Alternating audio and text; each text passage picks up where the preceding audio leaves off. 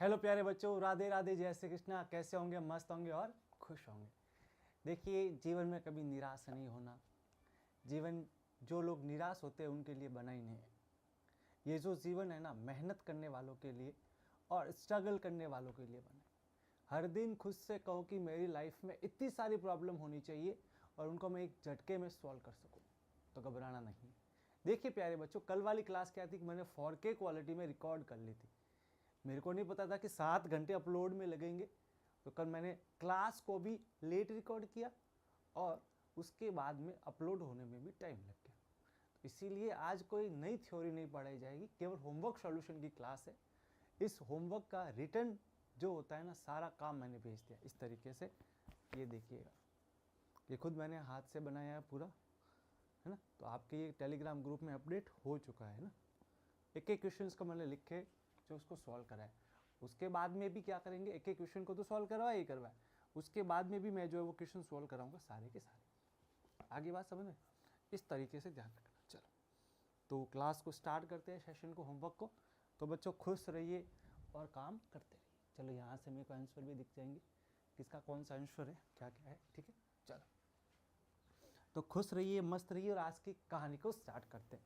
देखिए, सबसे पहले आपको ये बता दूं कि क्वेश्चंस हमारे सामने हो तो उस क्वेश्चन को अटेम्प्ट कैसे करना है और सॉल्व कैसे करना है। तो सबसे पहले क्वेश्चन को पढ़िए। क्या कहा प्यारे बच्चों? सबसे पहले क्वेश्चन को पढ़िए, अच्छे से पढ़ लिया। क्वेश्चन को पढ़ने के बाद उसका डाटा देखिए, क्या क्या डाटा गिवन है और उसके बाद क्या डाटा आपको जो है वो फाइंड करना है। देन आपने जो पढ़ा है अभी तक उसमें से कौन सी चीज अप्लाई कर सकते हो और क्या क्या बातें हो सकती है। तो सर ने अभी तक जो पढ़ाया है वो केवल और केवल 3 चीजें पढ़ाई। कितनी चीजें रे? 3। पहली वाली बोलो कौन सी रे? कूलम्ब्स नहीं पढ़ाया था, पहले पढ़ाया था चार्ज और चार्ज की बेसिक प्रॉपर्टीज के बारे में।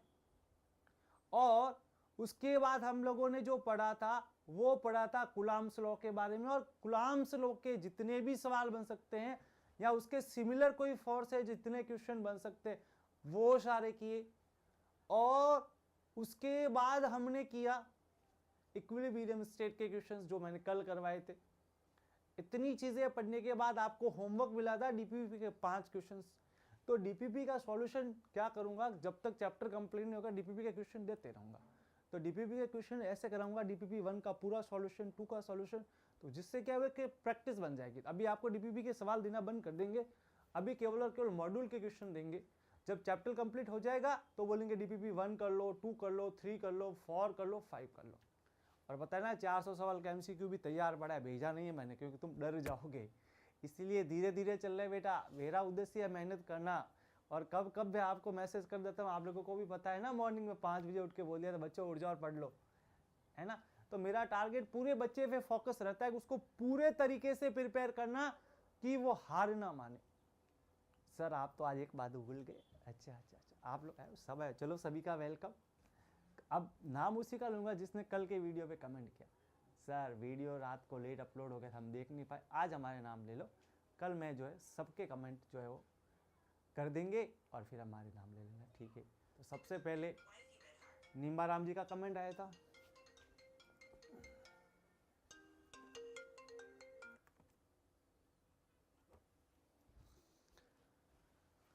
तो बोलते हैं ना कि फ़ोन दुख माया छोड़ दिया करो, आज भूल गया स्विच ऑफ करना तो बजना स्टार्ट हो गया। तो सबसे पहले नीमाराम जी का कमेंट आया था। नीमाराम जी बहुत बहुत धन्यवाद। स्टूडेंट जो भी प्रेजेंस है, जैसे जनरली होते हैं, गणेश है, ठीक है। कल एक लड़के का नाम बोला था, मैं नाम नहीं बता पाया था, चारण चारण बोला था, रितिका चारण, ठीक है। तो वेलकम रितिका। उसके बाद वे हमारे बंजारा साहब, शीतल जी, भावना जी, और उसके बाद में अपने कमला बहन, ठीक है। और एक और थी जिनका नाम मैं आज वापस भूल गया हूँ, ठीक है, याद आएगा तो बता दूंगा। निहारिका जी था, पता नहीं क्या था, याद नहीं, ठीक है। सुनीता जी, ठीक है। जितनी भी सारी बहनें हैं और जितने भी भाइयों के भी नाम लेने जरूरी है सर, सॉरी सर, ठीक है। सॉरी जी आपका स्वागत, मूलाराम जी आपका स्वागत, ठीक है। और भी अच्छे अच्छे पढ़ने वाले हैं, ठीक है। मुकेश है, और कौन है सर, मेरा नाम तो ले आएंगे, अच्छा तेरा नाम भी ले लेते, चलो भाई, नरेश मानाराम, ठीक है। नरेश का भी नाम ले लिया, चलो इसका भी नाम लेना है, चलो ले लेंगे, कोई दिक्कत वाली बात नहीं। स्टार्ट करते हैं पहले क्वेश्चन को। अगर आप लोगों ने क्वेश्चन होमवर्क सॉल्यूशन नहीं किया है, और मुझे पता है कि बच्चों को सबसे खराब चीज़ लगती है होमवर्क, स्टूडेंट को सबसे खराब और खतरनाक चीज़ लगती है होमवर्क। बेटा क्वेश्चन दिख रहा है कि एक बार मैं चेक कर लेता हूँ कि आपको ये क्वेश्चन दिख रहा है कि नहीं दिख रहा है। बिल्कुल प्रॉपर तरीके से क्वेश्चन दिख रहा है। चलो, तो सबसे पहली चीज़ होती है होमवर्क करते ही नहीं है बच्चों को, सबसे खराब चीज़ लगती है होमवर्क। अगर आपने नहीं भी किया है तो ये देखो और क्वेश्चन को पढ़ो। हिंदी वालों के लिए भी बता दूंगा क्वेश्चंस क्या है। Relative permittivity of mica. Questions Hindi में लिख देता हूं जिन लोगों ने नहीं किया हिंदी वालों ने। तो क्वेश्चन इस तरीके से है, आपको माइका का सापेक्षिक परावैद्युतांक क्या होता है उसके बारे में बताना।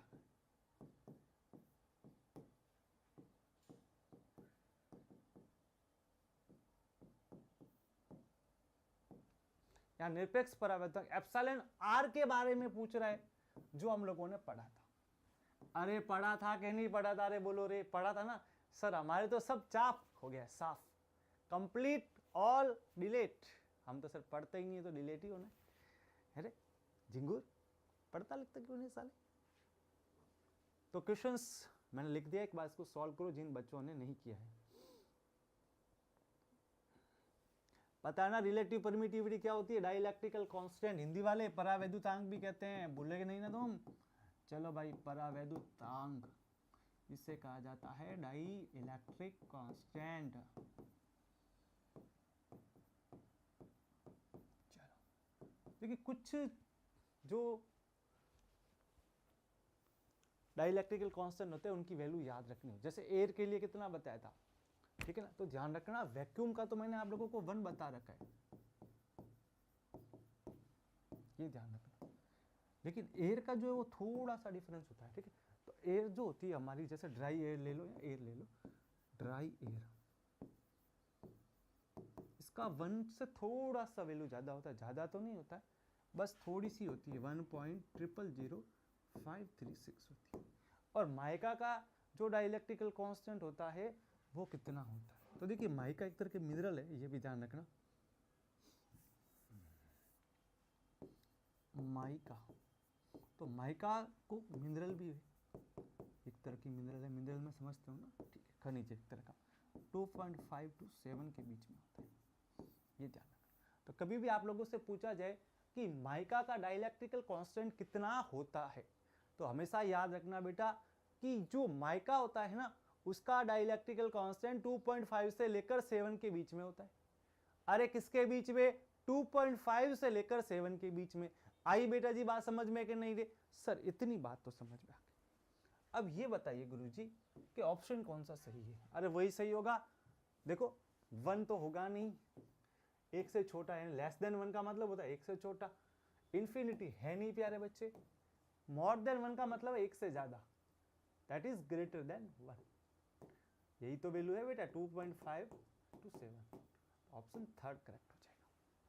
लिख दो जल्दी से डाटा को, फास्टली लिखो रे, बहुत धीरे लिखते हो तुम लोग।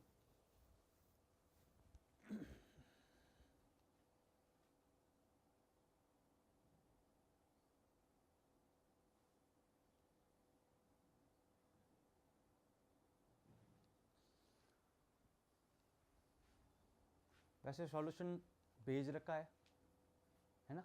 चलो आगे देखो बेटा, क्वेश्चन नंबर 2। ये रहा क्वेश्चन। क्वेश्चन कह रहा है 2 आइडेंटिकल मेटालिक, इस पे 2 आपके पास में एक समान गोले हैं और उनके ऊपर चार्ज कितना है? 10 और -20 यूनिट। यानी कि इस तरीके से आपके पास में 2 चार्ज है, एक की वैल्यू -10 है तो दूसरे की -20 है, ठीक है?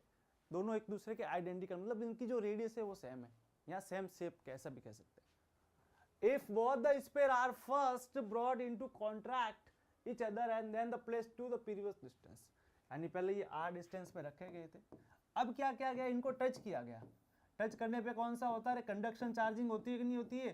तो कंडक्शन बाय चार्जिंग हो जाएगी। तो चार्ज कितना होगा, अरे हाफली डिस्ट्रीब्यूट होगा कि नहीं होगा, तो प्रत्येक स्फीयर पे चार्ज कितना आ जाएगा, तो प्रत्येक स्फीयर पे जब प्यारे बच्चों चार्ज निकालोगे तो आएगा 10 minus 20/2 minus 10/2 that is -5 unit.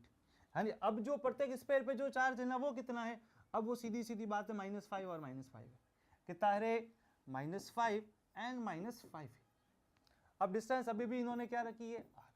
अब जो लगने वाला फोर्स है उसको F1 नाम दे दो, कितना लगेगा K Q1 Q2। मैं हमेशा बोलता हूं कि जब भी फोर्स निकालो साइन को साथ में मत लिया करो, ठीक है, अपॉन r स्क्वायर। अब यहाँ पे निकालो रे F2 बराबर कितना आया रे बच्चों, K 5 × 5/r²। Equation number 2, equation number 1। अब क्या करिए मेरे प्यारे बच्चों, इक्वेशन 1 को इक्वेशन 2 से डिवाइड कर दीजिए। क्या करिए, इक्वेशन 1 डिवाइडेड बाई 2। जैसे इक्वेशन 1 को 2 से डिवाइड करोगे तो क्या बनेगा, F1 अपॉन F2 बराबर K multiply 10 multiply 20/r² upon K multiply 5 multiply 5 upon r²। के स्क्वायर ने के स्क्वायर को काट दिया, मार दिया, खत्म कर दिया, r² से r² गया, F1 upon F2 that is equals to 10 into 20 divided by 5 multiply 5 5 ने 12 को काटा कितनी बार, 2 बार, इसको काटा 4 बार, F1 upon F2 that is equals to 8/1। दोनों फोर्सेस का रेशियो जो आएगा वो आएगा मेरे बच्चे 8:1। कितना रे, 8:1। आया कि नहीं आया रे आंसर। चलो एक बार देख लीजिए, फिर आगे बढ़ते हैं इस क्वेश्चन को और नेक्स्ट क्वेश्चन को सॉल्व करते हैं। बच्चे क्या हंस रहा है रे तू, जल्दी से कर, क्वेश्चंस पढ़ रहा है साले, सॉल्व कर इसको।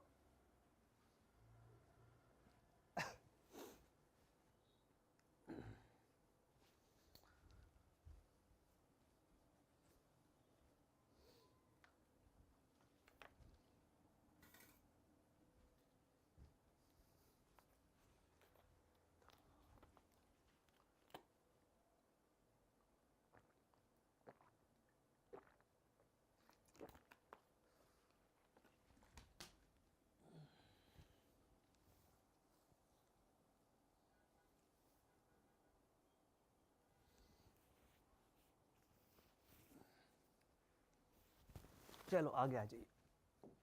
क्वेश्चन की क्वालिटी एक से बढ़कर एक है मॉड्यूल के अंदर, देख लेना सारे मॉड्यूल को मिला के, सब मॉड्यूल को पढ़ के फिर क्वेश्चंस मैंने बनाए। ये किसी के कॉपी क्वेश्चन नहीं है, ध्यान रखना, सारे अच्छे से अच्छे और एग्जाम के सवाल और मैक्सिमम जेई के सवाल इसके अंदर है, ये भी ध्यान रखना। क्वेश्चंस पढ़ लीजिए फिर करना स्टार्ट करिए। जल्दी से करिए बेटा।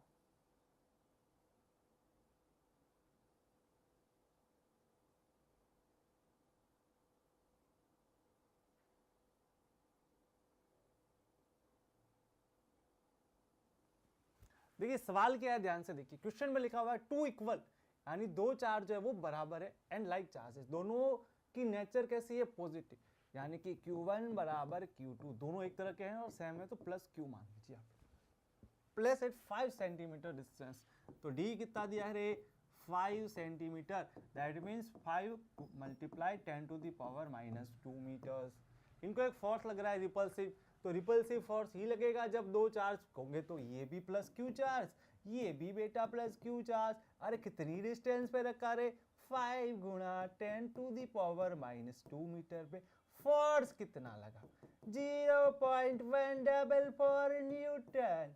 तो बताइए यहाँ पे चार्ज का मान कितना है। बाबा गुलाम कहता है F बराबर K Q1 Q2 upon r², where F is given 0.144 Newton, 0.144, that K equals to coulomb, ये कांस्टेंट जिसका मान होता है 9 × 10⁹।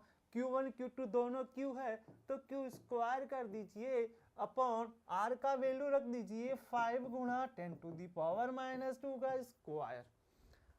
यहां से जो वैल्यू आएगा 0.144 बराबर 9 × 10⁹, गुणा क्यू स्क्वायर डिवाइडेड बाई 25 गुणा 10 की पावर -4।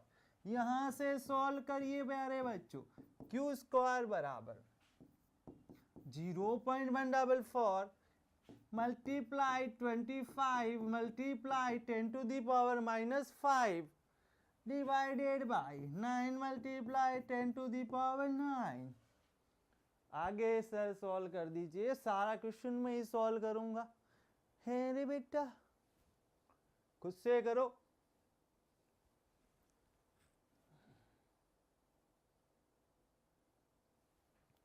तो Q बराबर कितना आ जाएगा मेरे लाडू, मेरे पीलू? ये आ जाएगा मेरे लाल पीले नीले 0.144 multiply 25 multiply 10 to the power -4 divided by 9 multiply 10 to the power 9। अब पता है ना क्या खेल खेलना है आप लोगों को। Q बराबर 25 144 डिवाइडेड बाई 9 मल्टीप्लाइज। देखिए क्या किया, ध्यान से सुनिएगा। 25 को आगे ले लिया, 9 को एज इट इज लिख दिया, 0.144 को 144 लिख दिया, यानी कि ये पॉइंट के तो 10 टू दी पावर 3 यहाँ और आ गया। अब ये 10 टू दी पावर 3, ये 10 टू दी पावर 9, 9 और 3 कितने हो गए रे 12। ये 12 ऊपर गया -4 के पास में, तो क्या बना रे 10 टू दी पावर -4, और ये ऊपर गया पावर कितना रे 12, कितना गया 12। तो ये 12 प्लस का है, प्लस का है, तो ऊपर किसका बनेगा माइनस का। ये लो,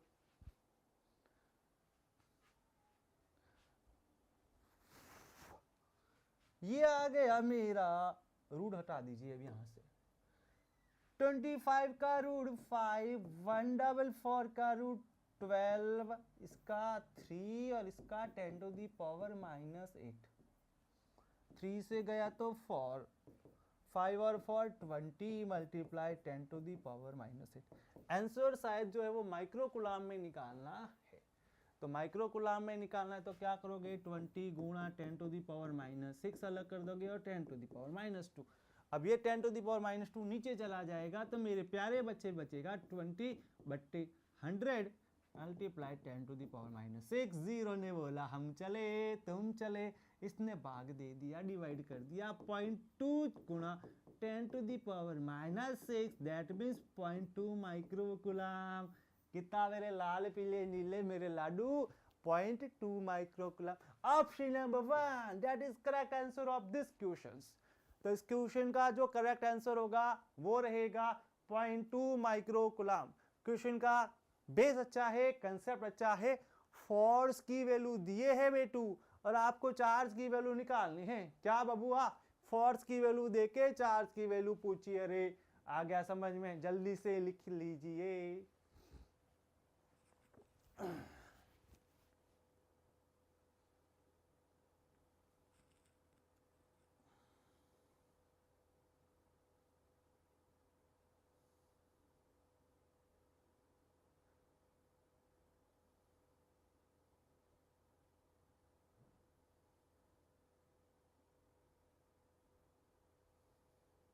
चलो आगे सवाल देखते हैं और करने की कोशिश करते हैं। क्वेश्चन नंबर 4 सबसे अच्छा और प्यारा सवाल। देखिए बेटा, दो चार्जेस हैं, फटाफट करते थोड़ा सा। 1 माइक्रो कूलाम और दूसरा है 5 माइक्रो कूलाम। इन दोनों को 4 सेंटीमीटर की दूरी पे रखा है। अब बोला कि ये इस पे फोर्स लगा और ये इस पे फोर्स लगा, तो इन दोनों का रेशियो बता दो। ये 1 और ये 2, ये क्या लगाएगा F21, ये क्या लगाएगा F12। आपको निकालना है F12 से F21 का रेशियो। बोला था ना, ये फोर्स और ये फोर्स का जो मैग्नीट्यूड होता है वो इक्वल होता है। F12 is F21, that is F। दोनों का मान F मान लीजिए।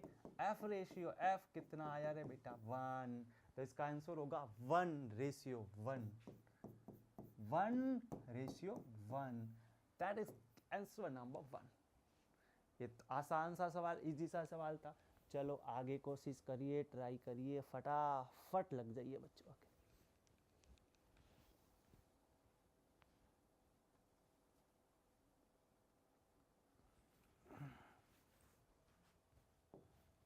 क्वेश्चन नंबर 5 कल वाले कंसेप्ट पे इक्विलिब्रियम के कंसेप्ट का सवाल है, करने की ट्राई करिए, कोशिश करिए, पहले क्वेश्चन को पढ़ लीजिए क्वेश्चन क्या कहना चाहता है।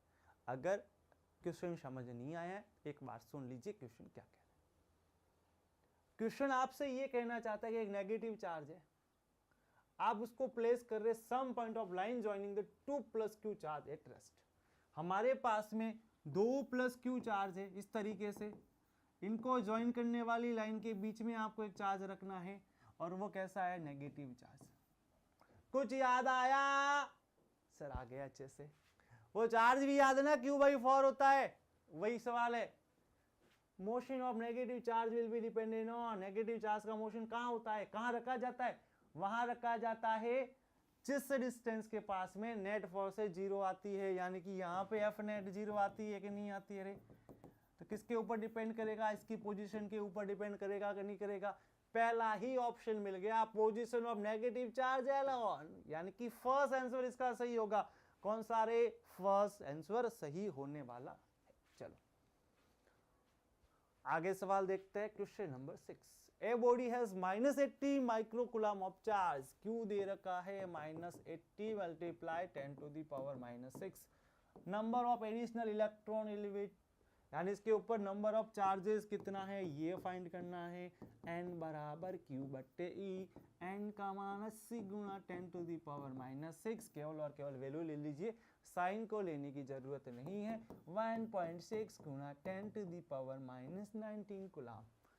ये यहाँ से गया तो 15 बार गया कि नहीं गया रे? तो ये कितना गया, पावर गया तो +19 और 6 13 और एक 114 बन गया, तो ये आंसर आ गया 5 × 10⁻14। ये n होगा यहाँ का। ऑप्शन नंबर 1 गलत, option number 2 wrong, option number 4 no never, ये कभी हो नहीं सकता। भाई क्यों झिलमिल कर रहा है बेटू? Option number 3 correct answer. आप जीत चुके हैं केबीसी के अंदर 1 पैसा सवाल सही देके।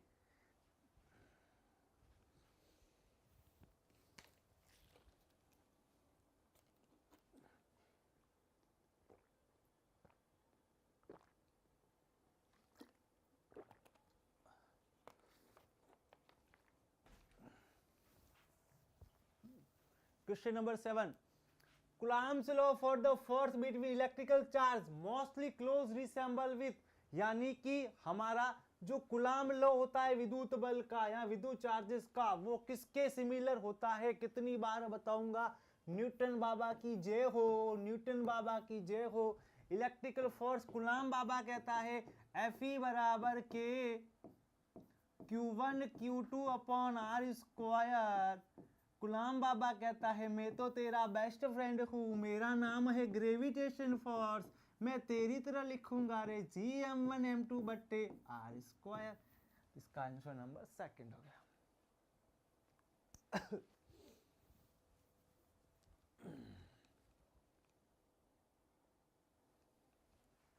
Question number 8।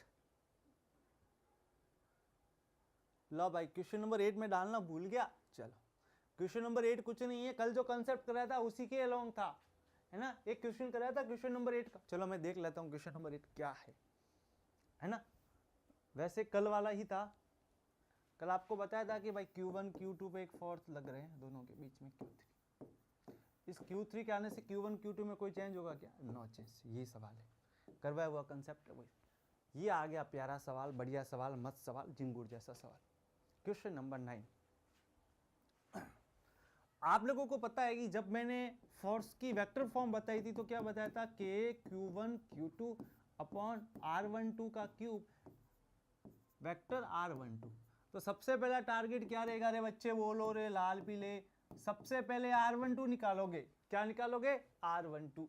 ये बनेगा vector R1 minus R2 vector, यानी कि 2i minus j plus 3k minus 0i plus 0j plus 0k।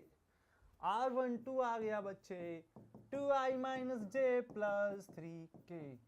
इसका मैग्नीट्यूड निकाल दीजिए R12 का, अंडर रूट ऑफ 2 का स्क्वायर 1 का स्क्वायर और 3 का स्क्वायर, रूट 14 आ जाएगा। तो यहाँ से हमारे पास में उत्तर बन जाएगा 1/4πε0 गुणा Q1 Q2। रूट 14 का क्यूब निकालना है, मीन्स रूट 14 रूट 14 रूट 14, ये बन गया 14 रूट 14। R12 वेक्टर कितना है रे? R12 वेक्टर आप लोगों ने निकाल दिया था, जो था 2i - j + 3k। 14 का मल्टीप्लाई 4 से करोगे तो 56 होना चाहिए आंसर में। 3 ऑप्शन में 56 है, लेकिन स्टार्टिंग में 2i होना चाहिए, तो ज़्यादा टाइम वेस्ट नहीं करोगे, है ना। तो फोर्स बराबर 1/56πε0 Q1 Q2 multiply 2i - j + 3k। ये हो गया मेरा सवाल, question number 8।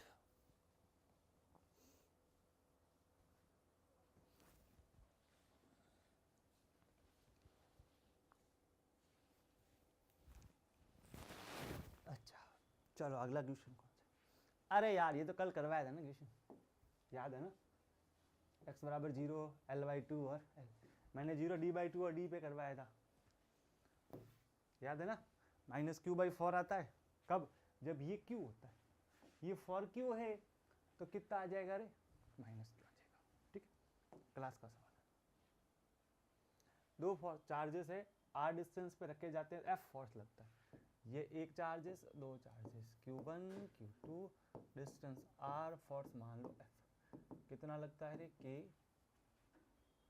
Q1 Q2 / r। और जब इसी के अंदर k एक डाइलेक्ट्रिकल कांस्टेंट भरा जाता है जिसका मान है 16, तो फोर्स जो उसे डिवाइड होता है कि नहीं होता है? तो फोर्स लगता है 4f। तो 4f बराबर कितना आ गया? तो 1/16 से डिवाइड हो जाएगा, k Q1 Q2, इस बार डिस्टेंस चेंज कर दिए r।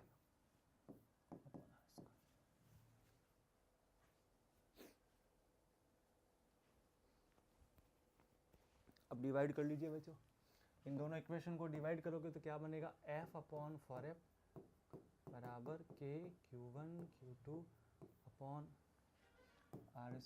Upon k Q1 Q2 r²। 1/4 equals to, यहाँ पे तो दमा चौकड़ी मच जाएगी ना, ये ऊपर गया ये नीचे रह जाएगा।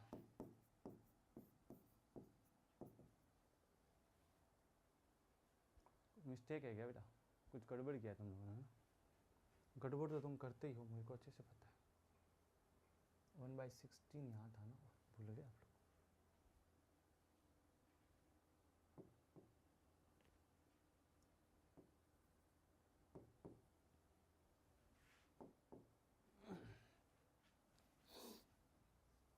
आपको क्या निकालना था? Capital R. तो ये आ गया कैपिटल R² बराबर r²/64 r/8।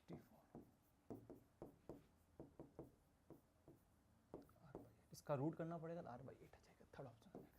चलो लिख दो जल्दी से।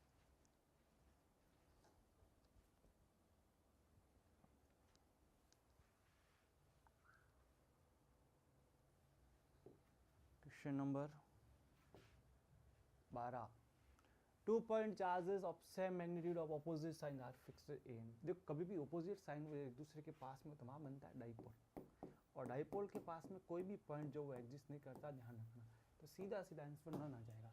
ए third charge small point charge is balance to point p by the electrostatic force due to charge. सीधी बात है कि डाइपोल के पास कोई भी पॉइंट लाई नहीं करता है, ये ध्यान रखना, क्योंकि वहाँ का इलेक्ट्रिकल फील्ड 0 आ जाती है। चलो लो भाई, क्लास का सवाल है, करवाया था df/dx, ये वही वाला सवाल है बेटा, ठीक है ना। करवाना पड़ेगा क्या? सर आए हो तो करवा दो, है ना, मेरे यही काम है करवाने के। तुम लोग खुद से कभी सवाल को करोगे नहीं, और मैं करवाऊंगा भी नहीं, है ना। सर आप कुछ काम के तो हो नहीं, करवाते करवाते हो नहीं।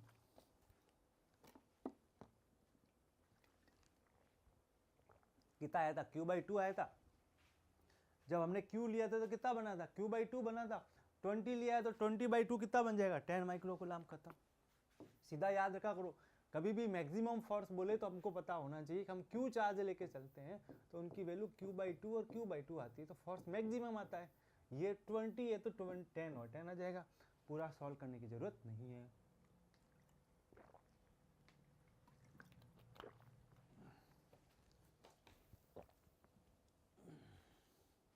Question number 14। Oh my God, मेरे को तो आंसर भी याद है, क्लास करवाया था 1.8, कल का क्वेश्चन है, कल की क्लास का क्वेश्चन है, ध्यान रखना, है ना, परसों की क्लास का, कल का नहीं है, कल इक्विलिब्रियम स्टेट पढ़ाई थी, वो टेंशन निकालना सिखाया था ना, उससे आया था ये। चलो क्वेश्चन नंबर 15, देखो, the separation between the two charges इस डबल, डिस्टेंस को डबल कर दिया तो फोर्स क्या होगा, तो सीधी सी बात है 1/r² होता है, तो 1/2² यानी कि F/4 हो जाएगा। पूरा सॉल्व करना चाहो तो करवा रखा है क्लास के अंदर। क्वेश्चन नंबर 16, डाइलेक्ट्रिकल कांस्टेंट इंसुलेटर का कितना होता है। देखो ये वापस थ्योरी का सवाल आ गया, तो थ्योरी का सवाल है तो ध्यान रखना, इंसुलेटर का जो डाइलेक्ट्रिकल कांस्टेंट होता है वो 5 होता है, ये भी ध्यान रखिएगा। इंसुलेटर जो मेटेरियल होती है उसका डाइलेक्ट्रिकल कांस्टेंट हमेशा 5 होता है, ये चीज़ ध्यान रखना। क्योंकि इंसुलेटर जो होता है ना वो हमेशा क्या करता है कि वो हमेशा इलेक्ट्रिकल फील्ड और फोर्स को कम करने का काम करता है, ये भी ध्यान रखना। चलो 17 क्वेश्चन, बहुत बहुत प्यारा प्यारा अच्छा मेरा गुड क्वालिटी क्वेश्चन है, बहुत अच्छा सवाल है, गुड क्वालिटी क्वेश्चन, बड़ा प्यारा सवाल, बड़ा अच्छा सवाल, यानी कि इस क्वेश्चन के सिमिलर कोई क्वेश्चन हो ही नहीं सकता। पता है क्यों? पहले क्वेश्चन को समझने की कोशिश करना, हर किसी को क्वेश्चन समझ में आया नहीं होगा, हिंदी वालों को तो ऊपर से गया है, मेरे को पता है, मैं अच्छे से जानता हूँ, वो तो है ना ऐसे ऐसे करके या ट्रांसलेट करके यहाँ लैंग्वेज समझने में टाइम वेस्ट किए होंगे। देखो ध्यान से सुनो, टू स्पेरिकल कंडक्टर, दो कंडक्टर, एक बी है और एक सी है, इन दोनों की रेडियस इक्वल है, मतलब दोनों की शेप सेम है, इक्वल चार्जेस, तो दोनों के चार्जेस भी इक्वल से, ये भी ध्यान रखना, और एक दूसरे से रिपेल हो रहे हैं, सेम नेचर के, फोर्स लग रहा है एफ, कुछ डिस्टेंस मान लो एफ लग रहा है, एफ कितना लगेगा KQ² अपॉन डिस्टेंस, आप यहाँ पे आर मान लो, कितना बन गया KQ² अपॉन आर। बहुत अच्छी बात। अब इसने क्या किया, एक और अपने पास में स्पेयर था ए, इसने क्या किया, एक था स्पेयर ए, उस स्पेयर ए को पहले कनेक्ट किया बी के पास में, कंडक्शन लगा दो, फिर बी को टच किया सी के पास में, तो पहले ए को टच करो, ये बी और ये सी, ये टच करोगे किसको, इससे, और जैसे टच करोगे, अनचार्ज लिखा हुआ है, क्या लिखा हुआ है, अनचार्ज, ध्यान से देखना यहाँ पे लिखा हुआ है अनचार्ज, और अगर अनचार्ज है इसके पास चार्ज कितना है 0, इसके पास चार्ज कितना है Q, तो 0 + Q/2, इस पर भी चार्ज आ जाएगा, इस पर भी आ जाएगा 0 + Q/2, और यहाँ पे ऑलरेडी Q चार्ज है। अब इस केस में क्या चार्ज बन गया हमारे पास में, तो यहाँ तो बन गया Q/2 बी पे, सी पे कितना बन गया Q/2, लेकिन ये ए अब दूर किया गया, अब ए पे चार्ज कितना है Q/2 है, अब भाई अनचार्ज नहीं है, ध्यान रखना, ये Q ही रहेगा बेटा। आई बात समझ में? अब सवाल को देखो, अब क्या हुआ, ध्यान से देखना, बी और सी, बी के पास कितना चार्ज है Q/2, सी के पास Q चार्ज है, अब ए को टच किया, ये कितना चार्ज लेके आएगा Q/2, ये लो टच कर दिया, अब ये टच किया तो ये Q और ये Q/2, तो इस पे चार्ज कितना बचा, Q + Q/2 upon 2, Q + Q/2 upon 2, इस तरीके से चार्ज बचा। अब सी पे कितना आ गया 2Q + Q, 3Q/2 3Q upon 4, अब ये बी है और सी है, एक पे चार्ज Q/2 और एक पे 3Q/4 चार्ज। अब फोर्स निकाल लो यहाँ पे आर डिस्टेंस, अब फोर्स आ जाएगी KQ/2 3Q/2 4 अपॉन आर। ध्यान से देखना, F बराबर आ गया 3/8 KQ upon R square, that is 3/8 F आ जाएगा। देखो कैसे किया, एक बार देखो, थोड़ा फास्ट करवाए, ध्यान से देखना। आपके पास में दो मटेरियल कंडक्टर थे, एक था बी और एक था सी, इसका भी चार्ज क्यू, इसका भी चार्ज क्यू, फोर्स कितना लग गया K Q square upon R square. अब इस ए को टच किया, ए अब कैसा है अनचार्ज है, जैसे ही ए को टच किया तो अब क्या हुआ चार्ज आधा आधा डिस्ट्रीब्यूट हुआ, अब बी पे कितना चार्ज आएगा 0 प्लस क्यू बट्टे 2, ए पे 0 प्लस क्यू बट्टे 2, तो यहाँ पे भी क्यू बट्टे 2 चार्ज और यहाँ पे भी क्यू बट्टे 2 चार्ज। अब बी पे क्यू बट्टे 2 चार्ज बचा, सी पे क्यू बचा, और ए कितना लेके गया क्यू बट्टे 2। अब ए को टच किया, इससे टच किया तो चार्ज आधा आधा, इस पे आया क्यू प्लस क्यू बट्टे 2, क्यू प्लस क्यू बट्टे 2 अपॉन 2, यहाँ पे आ गया 3q/4 चार्ज, यहाँ पे भी 3q/4 चार्ज। अब दोनों के बीच में क्या निकालना है फोर्स, अब निकालना है फोर्स, एक पे q/2 चार्ज है, एक पे 3q/4 चार्ज है। ठीक है, चलो अच्छा सवाल है, गुड क्वालिटी क्वेश्चन से करने की ट्राई करना। ठीक है, अगला सवाल देखते हैं, ये सवाल लिख देना जल्दी से। चलो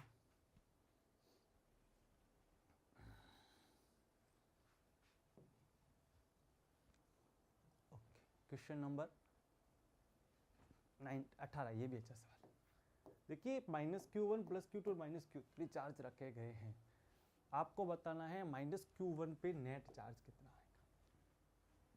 ठीक है, तो आपके इस -q1 के ऊपर नेट q1 नहीं है मेरे हिसाब से, इस क्वेश्चन में थोड़ा सा ना को दिख नहीं रहा है, एक सेकंड है ना, मैं अभी इसको थोड़ा सा सॉल्व करता हूँ। इसमें ना थोड़ा सा क्वेश्चन के अंदर है ना q1 के अंदर बताना है ना,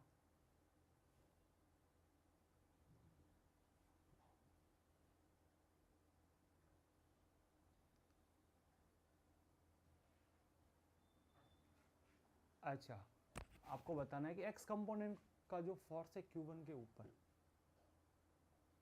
वो किसके प्रोपोर्शनल होगा, ये आपको बताना है।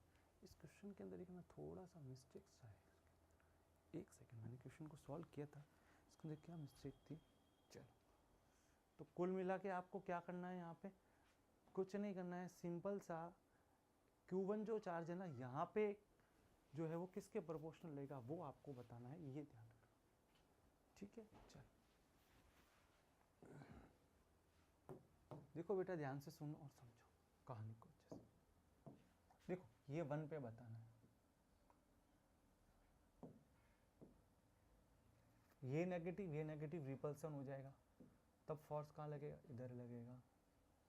जिस फोर्स का नाम कितना होगा उस फोर्स का नाम होगा F13, क्या नाम रहेगा F13। ठीक है, उसके बाद में ये कैसा नेगेटिव, ये कैसा पॉजिटिव, तो एक फोर्स लगेगा इधर जिसका नाम क्या होगा F12, इस तरीके से। आई बात समझ में अच्छे से। अब आपको निकालना है रिजल्टेंट, क्या निकालना है बेटा रिजल्टेंट। तो रिजल्टेंट कैसे निकालोगे, तो आपको जो रिजल्टेंट निकालना है वो बेसिकली कहाँ निकालना है, एक्स डायरेक्शन पे निकालना है।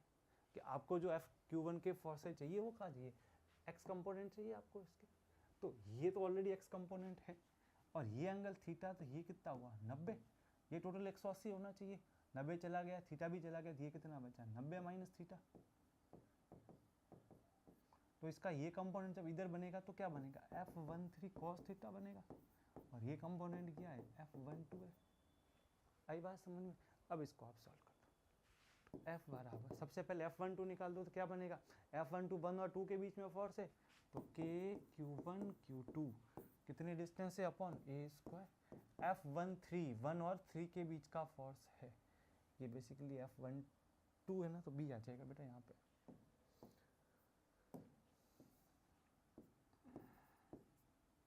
प्लस K(q1 q3) 13 में ये आ गया, अपॉन डिस्टेंस कितना है a² और cos थीटा आ जाएगा। अब ध्यान से देखोगे F बराबर K(q1) कॉमन आ जाएगा, अंदर क्या बचेगा q2 upon b² plus q3 upon a² cos theta. इसका x कंपोनेंट किसके प्रोपोर्शनल हो जाएगा, तो F जो है वो प्रोपोर्शनल हो जाएगा इस वाली चीज़ के, q2 upon b² plus q3 upon a² cos theta. ये भी अच्छा सवाल एग्जाम के अंदर पूरा सॉल्व करके दे दिया मैंने आपको। चलिए जल्दी से करिए फटाफट।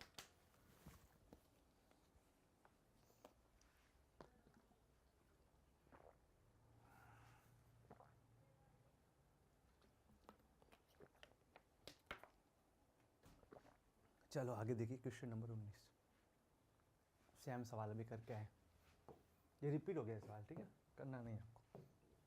20वां सवाल देखो, ये बहुत प्यारा सवाल है, अच्छा सवाल है।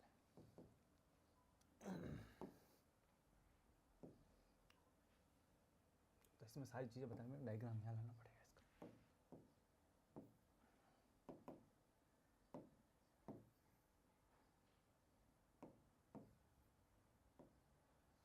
एक चार्ज है बेटा माइनस क्यू, जो ऑर्बिटल में घूम रहा है किसके सापेक्ष, प्लस क्यू चार्ज के सापेक्ष। तो आपको पता हो कि कोई भी चीज़ इधर घूमेगी तो उसकी डायरेक्शन बदल रही है कि नहीं बदल रही, इस तरीके से। और जब डायरेक्शन बदलती है तो उसकी स्पीड बदलेगी, और स्पीड बदल गया तो उसका क्या होगा, अगर स्पीड चेंज हो गई, क्या हो गई, स्पीड चेंज। इसने क्या बोला, स्पीड कांस्टेंट, गलत हो गया।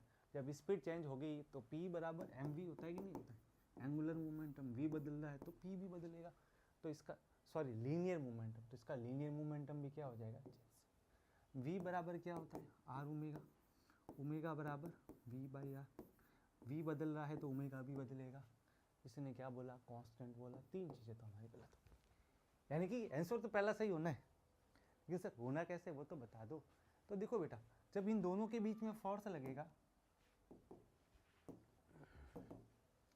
इस तरीके से जब फोर्स लगाओगे आप, तो देखो ध्यान से देखना, इसमें एक चीज़ आपको समझ आएगी कि हम यहाँ की बात करें तो ये अट्रैक्शन फोर्स ऐसे लग रहा है, और इसका आर जो है वो इधर है, ये आर है और एफ है।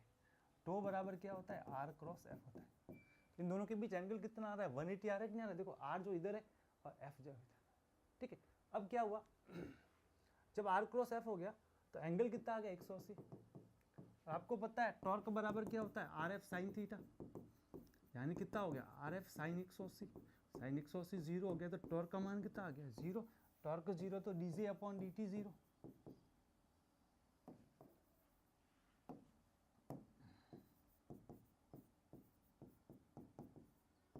D J upon D T zero, J terms कैसी रहेगी, कांस्टेंट। और जे क्या होता है भाई, टॉर्क होता क्या, एंगुलर मूवमेंट का डिफरेंशिएशन ही तो होता है। तो जे मतलब यहाँ पे एंगुलर मोमेंटम है ए, तो ये क्या हो गया, कांस्टेंट हो गया। चलो 21वां सवाल, बहुत अच्छा सवाल है।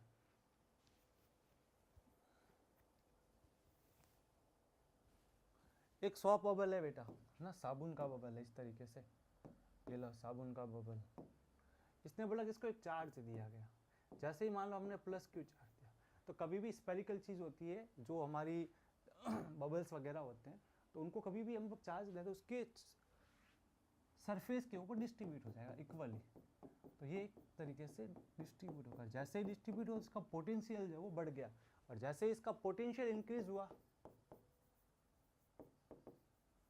तो पोटेंशियल एनर्जी भी इंक्रीज होगी, और पोटेंशियल एनर्जी इंक्रीज होगी तो ये जो होती है सरफेस एरिया के प्रोपोर्शनल होती है, किसके होती है, सरफेस एरिया के पोटेंशियल एनर्जी।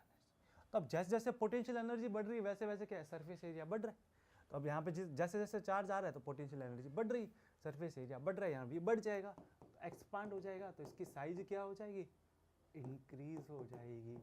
क्या हो जाएगी बच्चों, इंक्रीज। तो इसकी साइज है वो इंक्रीज हो जाएगी। ठीक है बच्चों, चलो 21 के 21 क्वेश्चन कर लिए, सारे के सारे सॉल्व करा दिए, रिटर्न लिख के भेज दे, इससे ज़्यादा कुछ नहीं कर सकता। तब भी दिक्कत हो भेज दो, जूम मीट से समझा दूंगा, इससे ज़्यादा क्या करना है बता देना। ठीक है, चलो बच्चों, तो पढ़ते रहिए, मस्त रहिए, खुश रहिए। आज आपकी कोई थ्योरी क्लास नहीं हो रही है, क्यों, कल रात को लेट क्लास अपलोड हुई थी, इसलिए कल हम इलेक्ट्रिकल फील्ड स्टार्ट करेंगे। यहाँ तक सारी कहानी खत्म कर दी विथ होमवर्क, डीपीपी के सवाल नहीं करने हैं। डीपीपी जो है मैं सारे ये वाला चैप्टर कंप्लीट होगा, उसके बाद में मैं आपको एज ए पेपर की तरह दूंगा करना। चलो बच्चों, विदा लेते, राधे राधे, ध्यान रखिएगा, मस्त रहिएगा, खुश रहिएगा, बाय बाय।